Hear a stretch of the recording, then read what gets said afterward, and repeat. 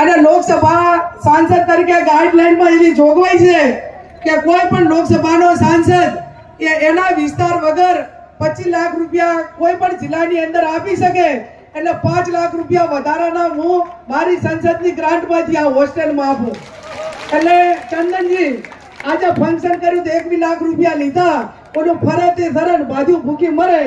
કઈક કરો તો કઈક પામો, કઈ કરો જ ને કરવું હોય ને કરવા દેવું હોય ને તો પછી કઈ મળે નહીં.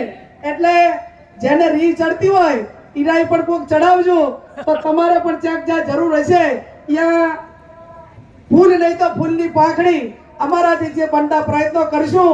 જેમ રામચંદ્ર ભગવાન એ લંકાની અંદર સેતુ બાંધવાના હતા ત્યારે એ અન્યાય સામે લડવાના હતા, અને અન્યાય સામે લડવાના હતા ત્યારે એમાં એક ખિસકોલી દેવી મહારાજેવી ખિસકોલી પણ એક રેતમાં આલોટીને રામચંદ્ર ભગવાનને મદદ કરતી હતી.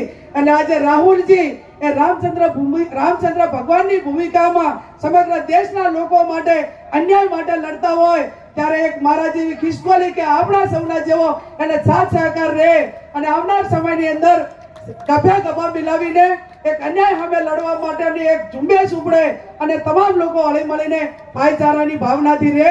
આપ સૌનો ખૂબ ખૂબ હૃદયપૂર્વક આભાર.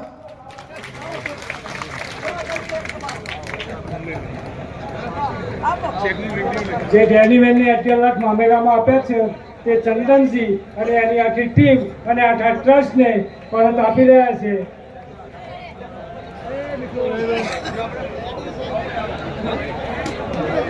હોય ત્યારે ખરેખર તો આ લોકો માટે કરીને એક કમિટીની રચના કરવી જોઈએ, અને એ કમિટી એવી બનવી જોઈએ સમગ્ર રાજ્યમાં જિલ્લા લેવલે અને તાલુકા લેવલે કે એક ડિસ્ટ્રિક્ટ જજ નિવૃત્ત હોય, એક મહિલા પોલીસ અધિકારી હોય, એક મનોચિકિત્સા ડોક્ટર હોય અને એક એડવોકેટ વકીલ હોય. આવી કમિટીઓ બનીને દરેક પ્રાઇમરી સ્કૂલ હોય કે શૈક્ષણિક સંસ્થાઓની જ્યાં મુલાકાત લેવાની હોય ત્યાં મુલાકાત લઈને આવા માનસિક વિકૃત લોકો હોય એને મનોચિકિત્સા મારફત એનું ટ્રીટમેન્ટ કરાવીને કે એનું મન જાણવું જોઈએ, એનું મગજ જાણવું જોઈએ, અને આપણી બેન દીકરીને સુરક્ષિત રાખવા માટે આપણે પણ આવી કમિટીઓ સરકાર રચે એના માટે કરીને માંગણી કરવી જોઈએ.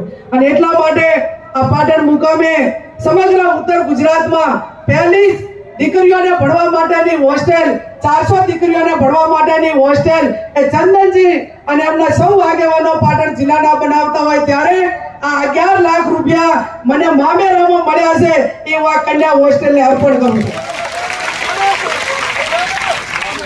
અત્યારે નથી પૈસા આની જરૂર, કાંઈ હોય તો સરકાર દબાવે ને, ઇન્કમ ટેક્સ આવે, ઈડી આવે, પોલીસ વાળાને મેલન કઈ શેર ને મારે શેર ને શું લઈશ ભાઈ? આપણે કઈ રહેવાતી ઉડતી રઘુભાઈ કોઈ નોટિસ આવે એવું કામ જ નથી કરવું. એટલે 11 લાખ રૂપિયાનો ચેક એ ચંદનજીને અને એમના ટ્રસ્ટીઓને પાછો આ કન્યા હોસ્ટેલના નિર્માણ માટે આપું છું. એવી જ રીતે લાખ રૂપિયા રબારી સમાજે મામેરું ભર્યું, એમનો ખૂબ ખૂબ હૃદયપૂર્વક આભાર માની સ્વીકાર કરીને પાટણ મુકામે રબારી સમાજની જે હોસ્ટેલ ચાલે છે દીકરીઓને ભણવા માટેની એ 1 લાખ રૂપિયા એમને પાછા અર્પણ કરું છું. આ બધાને વિનંતી, ચૂંટણી હોય તો આપજો, ચૂંટણી હોય ત્યારે આપજો. અને એટલા માટે કરીને 11 લાખ રૂપિયા મેં મારા પાછા આપ્યા.